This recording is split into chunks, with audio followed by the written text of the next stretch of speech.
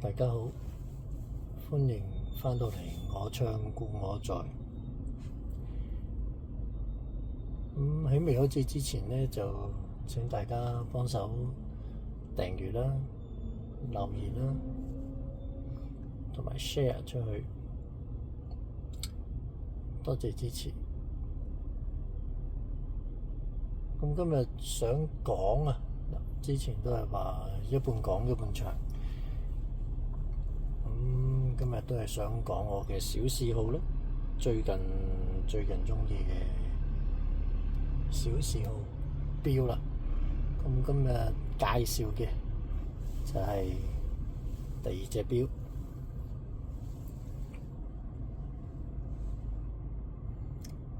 就係呢隻啦。Ming 咁呢個 Ming 咧就出咗都好多款唔同嘅錶啦。其中呢款呢就叫 Manhattan， 咁呢個係39，咁 Manhattan 一開始出就係37啦，而家有39呢個，同埋Ultra Thin， 同埋有最新有 Manhattan 40啦。點解我會鍾意呢隻錶呢？要39呢個咧，先個面寫住第一陣喺度。Manhattan 39係呢個寫住。咁先講下隻錶有咩特別啦，其實瑞士錶嚟嘅。咁你見到個 dial 啦，個 dial 就好典型嗰啲日內瓦紋啊，呢個綠色又好吸引我啦。咁見到個錶面拉絲之後間光身。最吸引我嘅地方呢，就係佢好薄啊 ，Ultra Thin。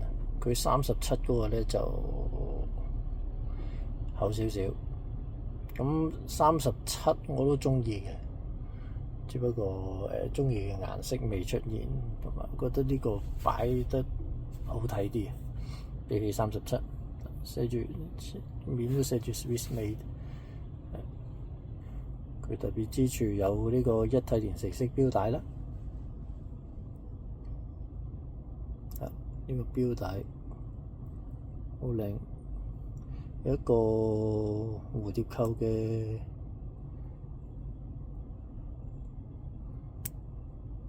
蝴蝶扣啦，蝴蝶扣嘅乜嘢啊？蝴蝶扣啦，咁佢都有個 M 字 M 放佢嘅 Ming 啦。打開係一個口橋嚟嘅，做咗口橋，係啦。另外可以睇下佢嘅透底肌肉啦，做咗打磨，都幾靚嘅。幾多石好似就冇寫啦，係咪？幾多石就冇寫。普通嘅防水啦，10個 ATM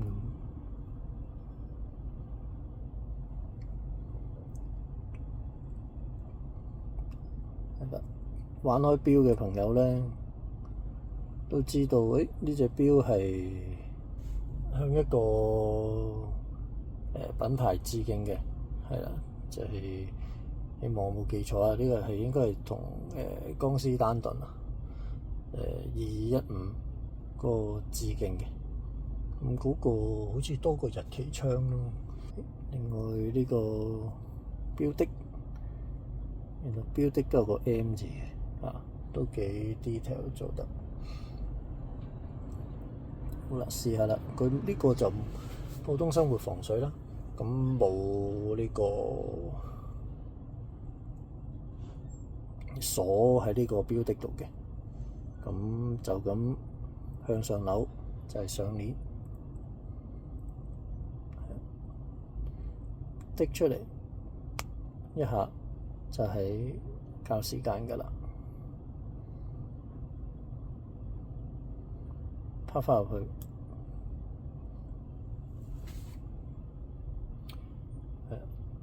就係咁簡單啦。好，欣賞完到唱歌啦。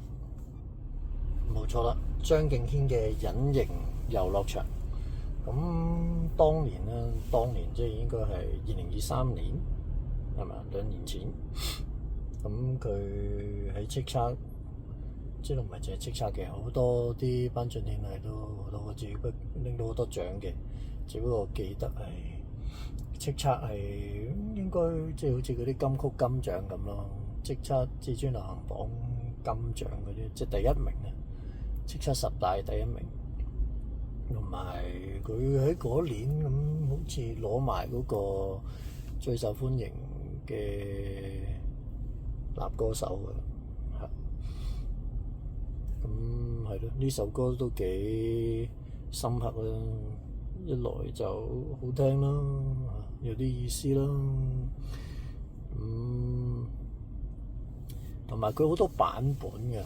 佢應該係有7個版本，唔知大家聽過上面，即係好似即係頭先唱嗰個隱形遊樂場啦，咁仲有好多版本，包括咩情緒過山車，London's Blueprints 代代木木馬咁咯，咩荔園小夜曲咁咯，真想給你見到他等等等等等。就潘朵拉煙花，好似大概咁，都係由細聽到佢大㗎。雖然同佢年紀差唔多係咁今日暫時係咁多先啦。咁請大家繼續支持我呢個頻道啦，請 CLS comment like and share 啦。再提大家一次，你聽緊嘅係我唱故我在。